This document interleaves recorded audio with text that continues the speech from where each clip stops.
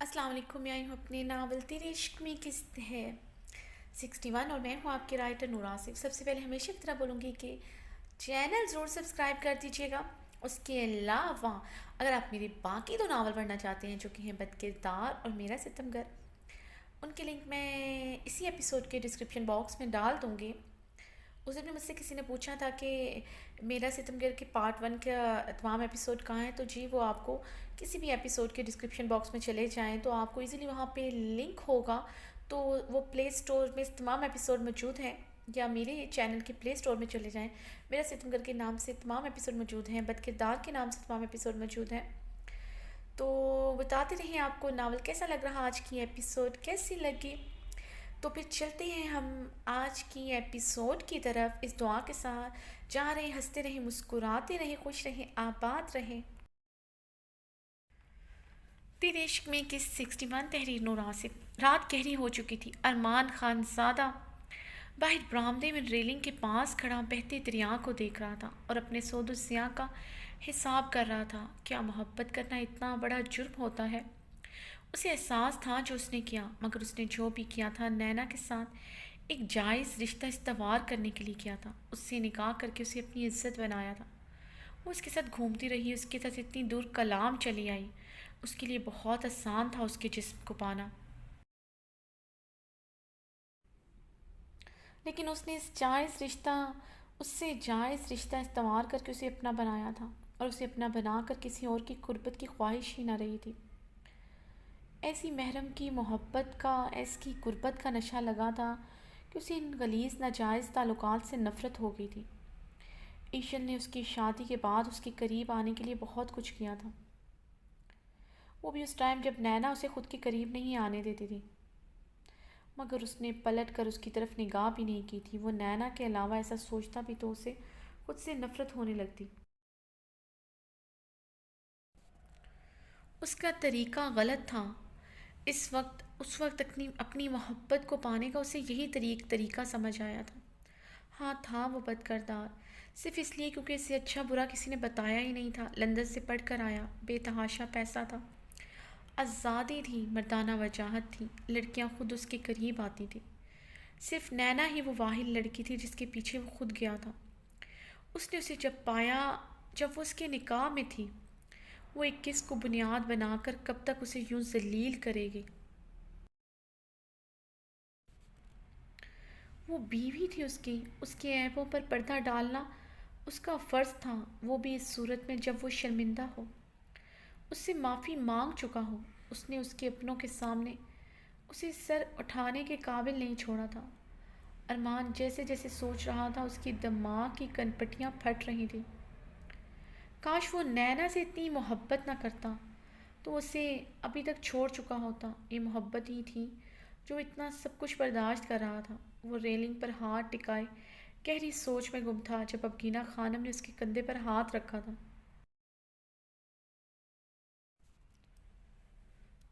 मोरे, आप यहाँ पर क्या कर रही हैं? आप ठीक तो हैं? अरमान खान ने अपनी आंखों में आई नमी साफ की थी। कैसे हो सकती हूँ मैं? कहाँ ठीक हो सकती हूँ मैं? आज नैना की बातों ने मुझे अंदर तक झंझोड़ डाला। अरमान खानज़ादा, तुमने हमेशा अपनी बहनों का ख्याल रखा।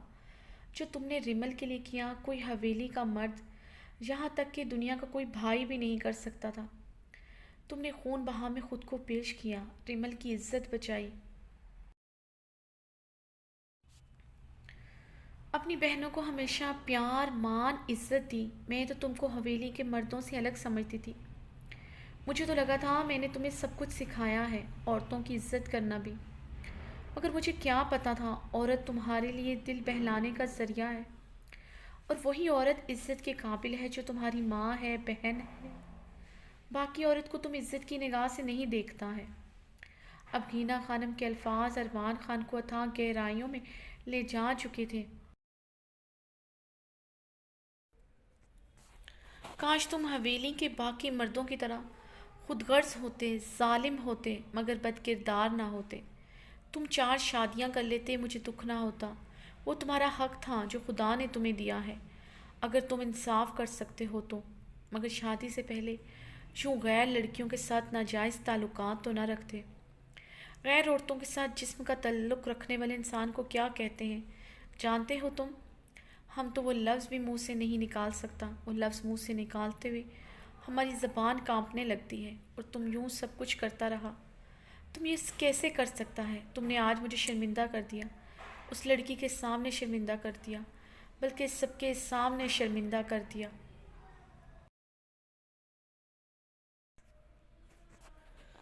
تم نے سوچا تم کسی کی بہن بیٹی کے ساتھ ایسا کرتا ہے، کل کو تمہاری بہن کے ساتھ ایسا ہو؟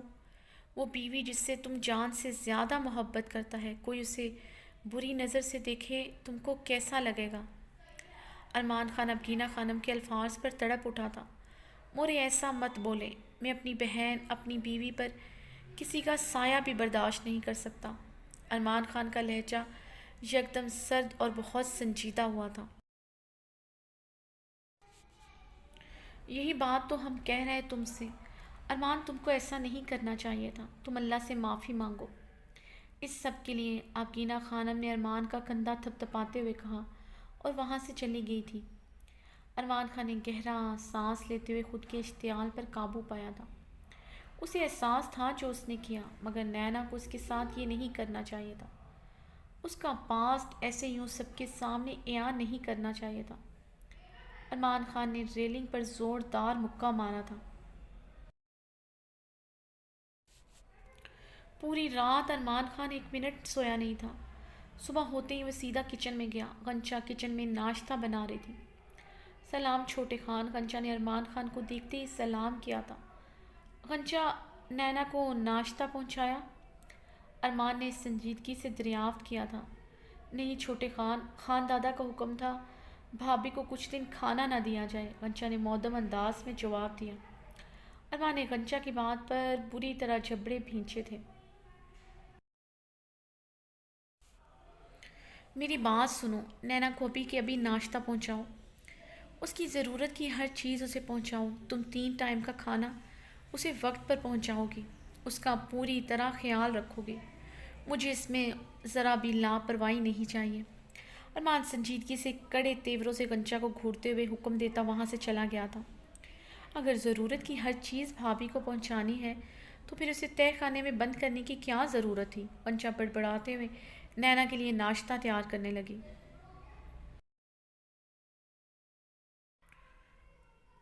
ارمان بے چینی اور اضطراب کی کیفیت میں ڈائننگ ٹیبل کی چیئر پر بیٹھا تھا۔ آنکھیں رات بھر جھانکنے کی وجہ سے سرخ ہو رہی تھی۔ وہ بار بار اضطرابی کیفیت میں اپنی بیڈ پر اپنا ہاتھ پھیرتا، کبھی اپنے لب بھینچتا، کبھی اپنے گنے بالوں پہ ہاتھ پھیرتے ہوئے اپنے ماتھے کو اپنی انگلیوں سے سہلاتا۔ گہری سوچ میں گم تھا۔ وہ وہاں پر ہوتے بھی وہاں موجود نہیں تھا۔ ناشتے کو اس نے ہاتھ بھی نہیں لگایا تھا۔ ارمان خان زادہ کیا ہوا ہے؟ اتنے بے چین کیوں ہو؟ ابھی تمہاری بیوی کو تہہ خانے میں ڈالے 1 رات بھی نہیں اور تمہاری حالت بدترین ہو چکی ہے، اور یہاں حویلی کی عورتوں کے بچے بھی تہہ خانے میں ہو جاتے ہیں۔ تمہاری بیوی کو سیدھا کرنے کے لیے یہ ضروری تھا، خان دادا نے سنجیدگی سے سخت لہجے میں ارمان کو گھورتے ہوئے کہا۔ اسی اثنا میں غنچہ بھاگتے ہوئے وہاں آئی تھی۔ ارمان لالا، میں تہہ خانے میں گئی تھی، بھابھی کو کچھ ہو گیا ہے، غنچہ نے گھبرائی آواز میں کہا تو ارمان یکدم بدحواس ہوتا چیئر سے اٹھا تھا اور اپنے قدم تہہ خانے کی طرف بڑھائے تھے۔ رک جاؤ ارمان خان زادہ، کچھ نہیں ہوا ہوگا اسے، بے ہوش ہو گئی ہوگی، خود ہی ہوش آ جائے گا، یہ عورتوں کے مکر ہوتے ہیں، غنچہ دیکھ لے گی اسے۔ تم نہیں جاؤ گے وہاں، خان دادا نے اپنی چیئر سے کھڑے ہوتے ارمان کو سخت انداز میں حکم دیا تھا۔ ارمان خان ایک پل کو رکا تھا اور پھر لمبے لمبے ڈگ بھرتا تہہ خانے کی طرف چل پڑا۔ خان دادا اور حویلی کے باقی مرد غصے سے لب بھینچ کر رہ گئے۔ ارمان خان نے بے تابی سے تہہ خانے میں قدم رکھے تھے۔ نینا وہاں بیڈ پر بے ہوش پڑی تھی۔ نینا کو بے ہوش دیکھ کر ارمان کی جان لبوں پر آئی تھی۔ وہ ایک ہی جس میں اس تک پہنچا تھا، اسے باہوں میں اٹھائے تیز تیز سیڑھیاں چڑھتا اوپر اپنے کمرے میں لا کر اسے بیڈ پر لٹایا۔ رحیم خان کو فون کر کے نزدیکی ہاسپٹل سے لیڈی ڈاکٹر کو بلانے کا کہا۔ فون بند کرتے ہی ارمان خان نے ٹھنڈے پانی کے چھینٹے نینا کے منہ پر مارے تھے، مگر نینا بالکل بے حس و حرکت پڑی تھی۔ नैना मेरी जान, होश में आओ, प्लीज़ उठो यार। आई एम सॉरी मेरी जान, I am extremely sorry. Khan का दिल बुरी तरह होल रहा था, उसे खोने से उसका दिल लरस रहा था। आई एम सॉरी जान, मुझे तुम्हें वहाँ बंद नहीं करना चाहिए था। प्लीज़ आंखें खोलो वरना मैं मर जाऊँगा। बहुत प्यार करता हूँ तुमसे, प्लीज़ होश में आओ। और मैं नैना पर झुका उसे दीवानों की तरह पुकार रहा था। लेडी डॉक्टर के आने के बाद अरमान खान कमरे से बाहर आ गया था और बेचैनी से कमरे के बाहर इंतज़ार करने लगा। थोड़ी देर बाद लेडी डॉक्टर बाहर आई थी। मिस्टर खान, आपकी वाइफ बहुत वीक है, मैंने उन्हें ड्रिप लगा दी है। लगता है उन्होंने कल से कुछ खाया भी नहीं। ऐसे में बच्चे पर बहुत बुरा असर पड़ सकता है। आपको इनका बहुत ख्याल रखना पड़ेगा। डॉक्टर ने प्रोफेशनल अंदाज में अरमान को नैना की कंडीशन के बारे में बताया। क्या कह रही हैं आप? मेरी वाइफ एक्सपेक्ट कर रही हैं? अरमान ने बेयकीनी से पूछा था। जी मिस्टर खानज़ादा, आपकी वाइफ एक्सपेक्ट कर रही हैं, मगर इनकी कंडीशन देख कर लगता है वो किसी चीज़ का बहुत ज़्यादा स्ट्रेस ले रही हैं। अगर ऐसा रहा तो आपके बच्चे को नुकसान पहुंच सकता है। डॉक्टर ने कुछ मेडिसिन नैना के लिए तजवीज़ की थी और कुछ इंस्ट्रक्शंस अरमान खान को देते वहाँ से चली गई। अरमान कमरे के बाहर खड़ा कितनी देर खुद को यकीन दिलाता रहा। जो डॉक्टर ने कहा क्या वो सच है? नैना उसके बच्चे की माँ बनने वाली है। अरमान खान कमरे का दरवाज़ा खोलता अंदर दाखिल हुआ था। नैना को होश आ चुका था। वो बेड पर आंखें बंद किए लेटी थी। नैना। अरमान ने नैना के पास बेड पर बैठ कर उसे पुकारा तो नैना ने अरमान खान की तरफ से रुख पलट लिया था। अरमान ने गहरा सांस लिया था। जान उठो, कुछ खा लो, मैंने कंचा से तुम्हारे लिए अच्छा सा नाश्ता बनाने को कहा है। अरमान ने उस पर झुकते हुए उसके कान की लो को चूमते हुए उसके गाल पर अपने लब रखे थे। क्यों निकाला मुझे तय खाने से? मरने देते मुझे वहाँ पर। नैना आंखें मूंदे बोली थी। नैना मेरी जान, सब कुछ भूल जाओ। मैं तुमसे हर बात की माफ़ी मांगता हूँ। मैं हीरा से शादी नहीं करूँगा। जैसा तुम चाहोगी वैसा ही होगा। मेरे लिए तुम और मेरे बच्चे से बढ़कर कुछ नहीं है। अरमान खान ने नैना के बालों में प्यार से उंगलियां फेरते हुए कहा। नैना अरमान खान का हाथ झटकते हुए उठकर बैठी थी। ये आपकी भूल है मिस्टर खानज़ादा। मैं आपका बच्चा पैदा करूंगी। इस बच्चे को दुनिया में नहीं आने दूंगी। इस हवेली में इसको परवरिश पाने नहीं दूंगी, क्योंकि वो अभी आप जैसा होगा, जालिम, बेहस खुदगर्ज। नैना नफरत अमीज़ निगाहों से अरमान को घूरते हुए बोली। नैना ऐसे मत बोलो, बहुत प्यार करता हूँ तुमसे। ये बच्चा मेरे लिए बहुत अहम है। मैं हीरा से शादी नहीं करूँगा। जैसा तुम चाहोगी वैसा ही होगा। प्लीज़ ख़त्म करो ये सब कुछ। अरमान खान ने नैना के हाथ प्यार से थामे थे। आप एक झूठे इंसान हैं। मुझे आपकी किसी बात का यकीन नहीं है। आप अब हीरा से शादी करें या ना करें, मुझे अब कोई फ़र्क नहीं पड़ता, मगर मैं अब आप जैसे जालिम का बच्चा पैदा नहीं करूँगी। मार दूंगी मैं इसे। नैना चीखी थी। अरमान ने नैना की बातों पर बहुत मुश्किल से अपने इश्तियाल पर कंट्रोल किया था। क्या जुल्म किया तुम पर, बोलो। तुम्हारी हर गलती को माफ़ किया, हमेशा तुम्हारे आगे मैं झुका। मानता हूँ मैंने तुमसे निकाह धोखे से किया, लेकिन मकसद सिर्फ तुम्हें पाना था।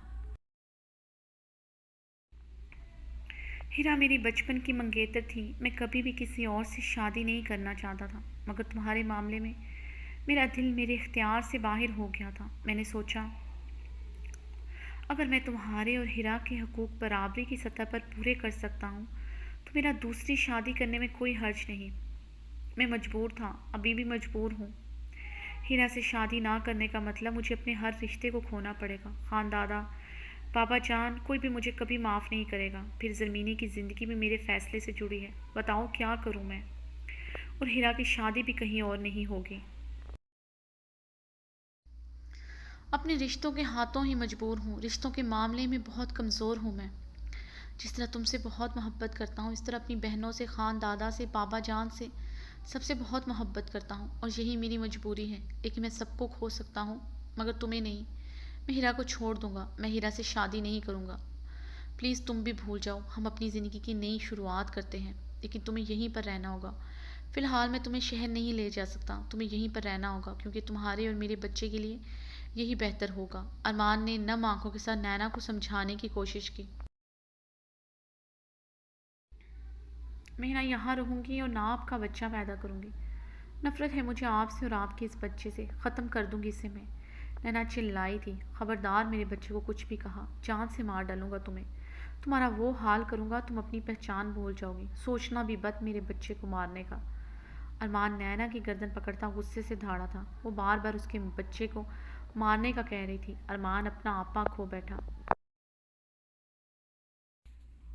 یہی ہے آپ اصل میں، یہی اصلیت ہے آپ کی، آ گئے اپنی اصلیت میں، مار ڈالیں مجھے، مگر کچھ بھی ہو آپ کا بچہ نہیں لاؤں گی اس دنیا میں۔ نینا خود کو چھڑواتے ہوئے چلائی تھی اور پھر تکیے میں منہ چھپا کر بلک بلک کر رو دی۔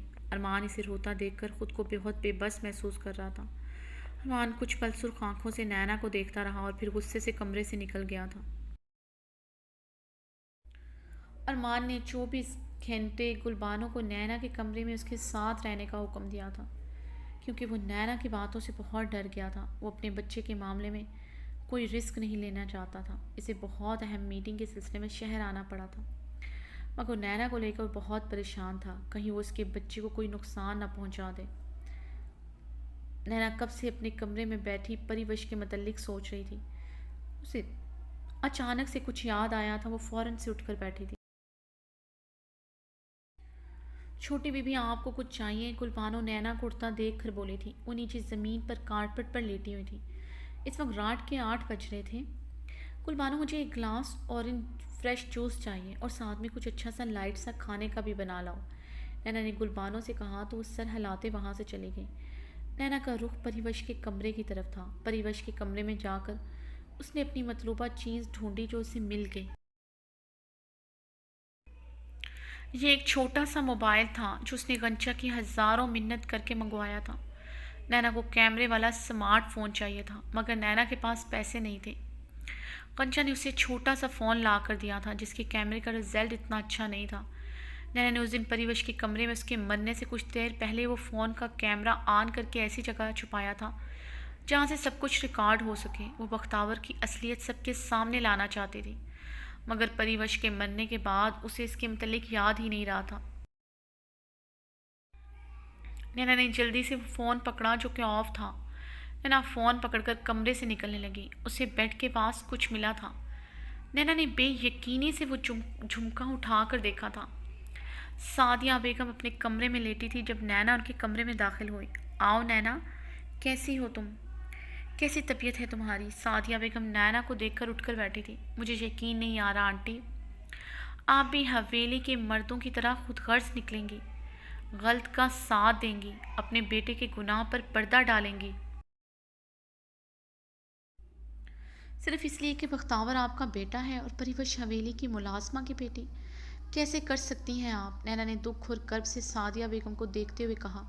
نینا یہ کیا کہہ رہی ہو تم؟ سعدیہ بیگم حیران ہوئی تھی۔ یہ جھمکا پریوش کے بیڈ کے پاس ملا ہے۔ آپ اس دن پریوش کے کمرے میں نہیں آئی تھی، سب آئے تھے مگر آپ وہاں نہیں آئی تھی، تو پھر آپ کا جھمکا وہاں کیسے پہنچا؟ آپ بتا سکتی ہیں؟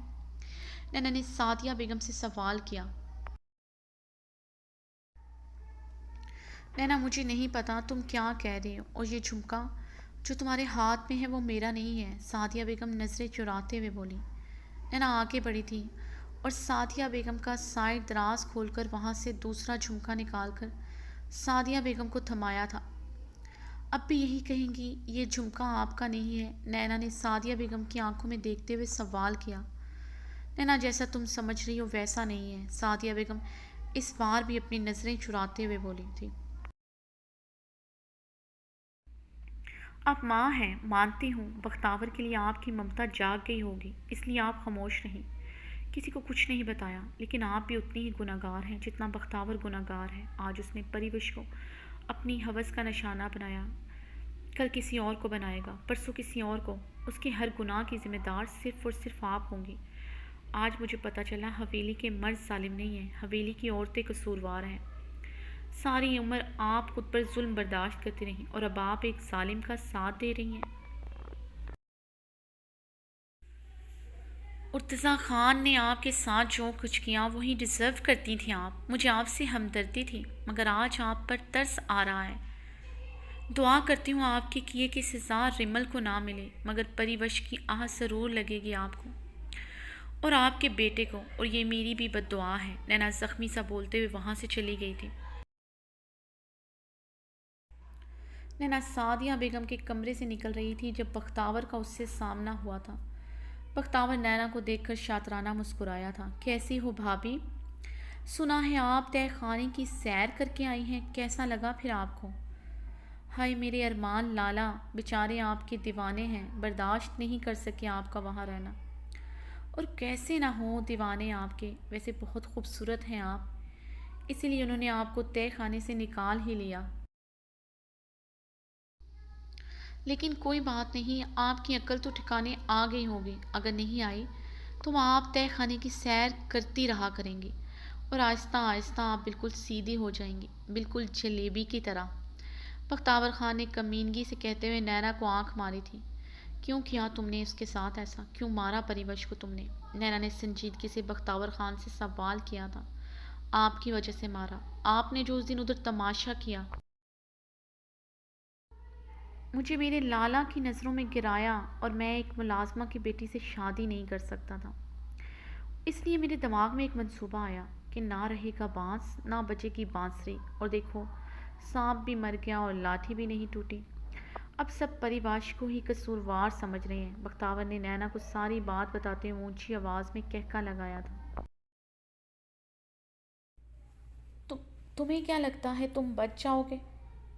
تم دیکھنا میں تمہیں سزا دلوا کر رہوں گی، تم دیکھتے جاؤ کیا کرتی ہوں میں تمہارے ساتھ، میں یہ سب کچھ تمہارے لالا کو بتاؤں گی، پھر وہی تمہیں سزا دیں گے۔ نینا نے بختاور کو دھمکی دی۔ وہ تو تم تب بتاؤ گی جب تم بتانے کے قابل رہو گی۔ کیا کہہ رہی تھی تم ارمان لالا سے اس دن چیخ چیخ کر کہ یہ بچہ تمہیں نہیں چاہیے، تم اس کے بچے کو مار دو گی؟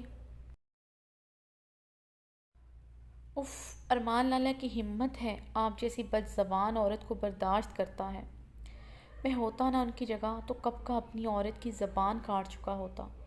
بختاور نے اپنے کانوں کو ہاتھ لگائے تھے اور پھر نینا کو دیکھ کر گہرا مسکرایا تھا جو اسے کھڑا گھور رہی تھی۔ اب تم یہ سوچ رہی ہوگی مجھے یہ سب کیسے پتہ چلا؟ میں نے تم لوگوں کے کمرے کے باہر کھڑے ہو کر ساری باتیں سنی تھی، کیونکہ مجھے پتا تھا تم پریوش کے معاملے میں چپ نہیں رہو گے،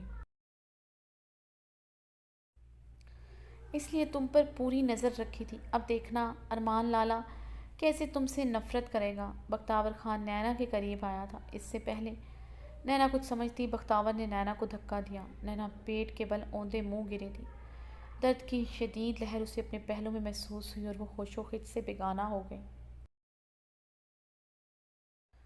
ارمان کو جیسے ہی خبر ملی وہ بھاگا بھاگا حویلی آیا تھا۔ وہ کس طرح ڈرائیو کر کے پہنچا تھا یہ وہی جانتا تھا۔ 7 گھنٹوں کا سفر اس نے 5 گھنٹوں میں طے کیا تھا۔ کتنی بار اس کی گاڑی نے ہچکولے کھاتے ہوئے ڈولی تھی اور کتنی بار ارمان کا دل کیا تھا وہ خود کو گاڑی سمیت گہری کھائی میں دھکیل دے۔ زندگی اب اسے بوجھ لگنے لگی تھی، پورا وجود اس کا کرچی کرچی ہو گیا تھا۔ نینا اس سے اتنی نفرت کرتی کہ اس نے اپنے بچے کو بھی مار دیا۔ ارمان لال انگارہ نم آنکھوں سمیت تھکا تھکا سا وجود لیے اپنے کمرے میں داخل ہوا تھا، جہاں نینا سامنے ہی بیٹھ کے کراؤن کے ساتھ ٹیک لگائے ٹانگیں سیدھی کیے آنکھیں موندے بیٹھی رہی۔ کیسی ہو؟ ارمان خان نے نم لہجے میں پوچھا۔ ارمان خان کی آواز سنتے ہی نینا نے اپنی آنکھیں کھولی تھی اور کتنے ہی آنسو پلکوں کی باڑ توڑتے رخسار پر بہنے لگے۔ کیوں رو رہی ہو؟ تمہیں تو خوش ہونا چاہیے، میرے بچے کو نہیں لانا چاہتی تھی نا تم اس دنیا میں، دیکھو اب نہیں آئے گا، ارمان بھیگے ٹوٹے لہجے میں بولا تھا۔ یقین نہیں آتا نینا، تم نفرت میں اور مجھ سے بدلہ لینے میں اتنی اندھی ہو گئی کہ اپنے بچے کو مار دیا۔ تم وہی نینا ہو جس سے میں نے پیار کیا تھا، وہی نینا ہو جس کا دل بہت نرم و نازک تھا، مگر آج اپنے بچے کے لیے تم اتنی سخت ہو گئی کہ اپنے بچے کی قاتل بن گئی۔ ارمان زخمی سا بولتا اپنے بال مٹھیوں میں پکڑے چلایا تھا۔ میں نے نہیں مارا آپ کے بچے کو، بلکہ بختاور نے مارا ہے، بختاور نے مجھے دھکا دیا۔ نینا نے سسکی لی تھی۔ بس کرو نینا، بس کر دو، تم اپنا کیا میرے بھائی پر نہیں ڈال سکتی، وہ کیوں کرے گا ایسا؟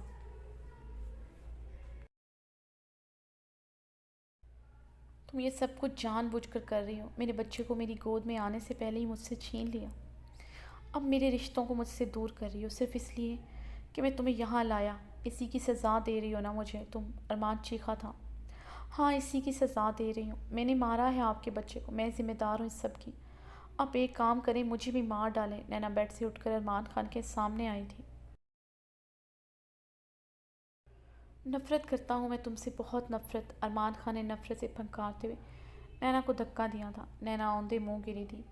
ارمان خان نینا کو ایک نظر دیکھتا کمرے سے نکل گیا۔ ارمان خان حویلی کے مردان خانے میں موجود سب کے درمیان بیٹھا تھا۔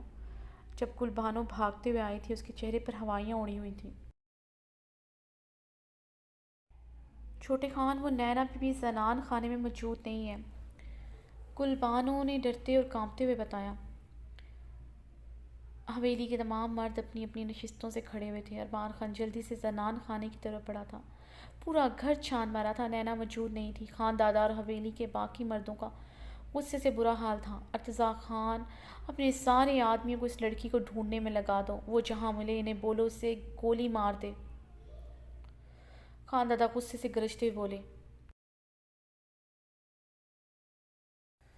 کوئی کچھ نہیں کہے گا اسے کوئی ہاتھ بھی نہیں لگائے گا۔ ارمان خان چیخا تھا۔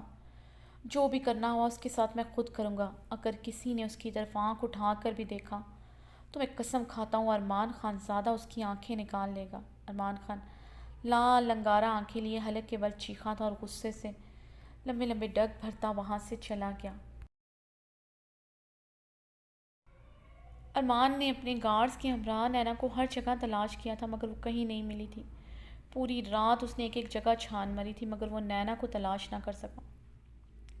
نینا غنچہ کی مدد سے حویلی سے فرار ہوئی تھی۔ غنچہ نے اسے ایک پرانا بس سیدھا سا ڈریس دیا تھا اور ایک بڑی سی چادر۔ نینا وہ پہن کر اچھی طرح اپنا چہرہ اس چادر میں ڈھانپ کر باقی ملازماؤں کے ہمراہ حویلی سے باہر آئی تھی۔ حویلی میں بہت سی ملازمائیں کام کرتی تھیں، کچھ وہیں پر سرونٹ کوارٹرز میں رہتی تھی، کچھ شام کو اپنے گھر چلی جاتی تھی۔ نینا اندھیرے میں اسی چیز کا فائدہ اٹھا کر حویلی سے نکل آئی تھی۔ اسے سمجھ نہیں آ رہا تھا اب وہ کہاں جائے، وہ بس بھاگتی جا رہی تھی۔ وہ واپس حویلی نہیں جا سکتی تھی۔ ارمان خان زادہ کے پاس اب تو وہ مر کر بھی جانا نہیں چاہتی تھی، اسے ہر حال میں یہاں سے رہائی چاہیے تھی۔ نینا نے پیچھے مڑ کر حویلی کو ایک نظر دیکھا تھا جو اس کی نگاہوں سے دور ہوتی جا رہی تھی۔ جہاں ڈگر چھوڑ آئی مڑ کر نہ اب دیکھوں گی، تم رکھو اپنی یادیں، اپنا میں کچھ سوچوں گی، اپنا تڑپے کا دل آہ لب پہ نہ آئے گی، چاہے کچھ بھی ہو جائے میں کبھی نہ روؤں گی۔ جس سے نفرت ہے بھلا اس کو پیار کیسے کروں گی، کیوں بھلا اس کی خاطر دل سے آہیں بھروں گی۔ اس کی ناکامی زندگی کا اب مقصد ہے، اتنی ہو اس کی تباہی جس کی نہ کوئی حد ہے۔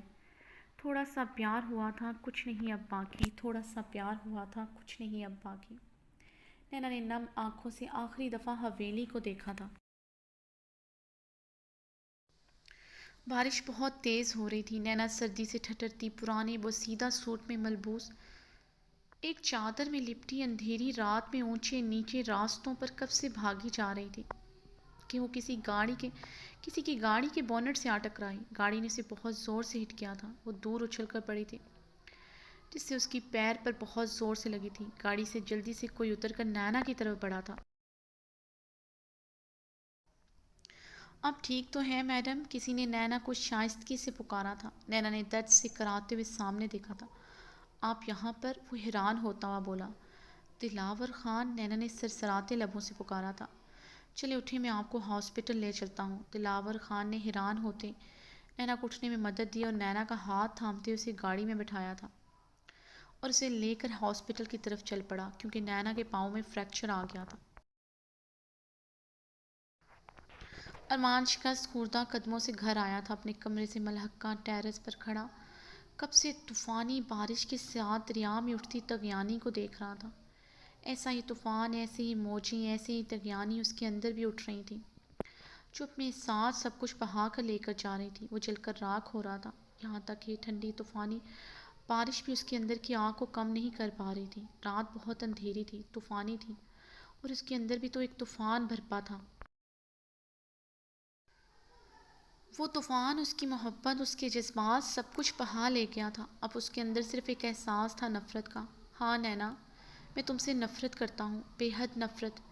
نینا، بے حد نفرت۔ ارمان نے سرخ آنکھوں کے ساتھ سب کی انتہا پر ریلنگ پر اپنے ہاتھ سختی سے جمائے تھے۔ اب کبھی پلٹ کر تمہارے پاس نہیں آؤں گا، نہ تمہیں کبھی خود کی طرف پلٹنے دوں گا۔ آج کے بعد میرا تم سے کوئی واسطہ نہیں، کوئی واسطہ نہیں۔ آج ارمان خان زادہ تم سے ہر تعلق توڑتا ہے، ہر ناطہ توڑتا ہے۔ تم میرے لیے اب کوئی معنی نہیں رکھتی، سب ختم ہو گیا۔ وہ اونچی آواز میں چلاتا ہوا اندھیری، طوفانی، گہری، کالی سیاہ رات میں بارش میں بھیگتے ہوئے خود سے عہد لے رہا تھا۔ اس کی آواز رات کے سناٹے میں گونجتی اونچے پہاڑوں سے ٹکرا رہی تھی۔ چاہتوں کا صلہ یہ خوب تم نے دیا ہے، اپنی دنیا بسا لی، ہم کو تنہا کیا ہے۔ یہ بتا دے ہم کو ہمارے پیار میں کیا کمی ہے۔ میری پلکوں پہ دیکھو آج کتنی نمی ہے، جیسے سورج ہو چھپا، پیار میرا ڈوبا، رہ گئی ہے تنہائی، کچھ نہ باقی رہا۔ تھوڑا سا پیار ہوا تھا کچھ نہیں باقی، تھوڑا سا پیار ہوا تھا کچھ نہیں باقی۔